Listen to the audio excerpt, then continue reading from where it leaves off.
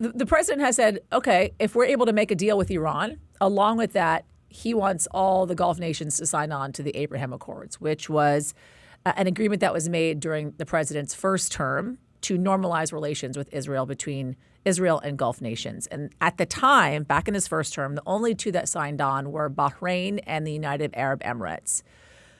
But now it seems the president has kind of proposed this potential, this prospect of having all Gulf nations sign on to the Abraham Accords, along with this peace deal, potential peace deal between the U.S. and Iran. They're not reacting well to it. They balked.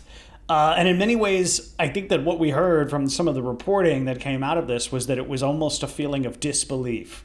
They couldn't believe, as they say here in Israel, they couldn't believe the chutzpah from the president trying to throw all of this stuff into the same deal. And again, when we're talking about this administration, and I think when we're talking about allies or military partners, particularly in the Gulf region, not a lot of them are necessarily going to be hanging a lot on each individual thing that the president says. So while they're going to be feeling disbelief, and certainly they're going to be a bit shocked by the president's demand, I would imagine that a lot of these other countries are just going to see this as one of Trump's peccadillos, one of his, strange little habits, and they might just let it slide. It looks as though the president is on some level, if he wants to resolve this, if he wants to reopen the Strait of Hormuz and resume international trade to where it was before, he's going to have to make some sort of climb down. And these sorts of things, this ask about the Abraham Accords, he sees as a legacy-saving Hail Mary to try to get something good that he can boast about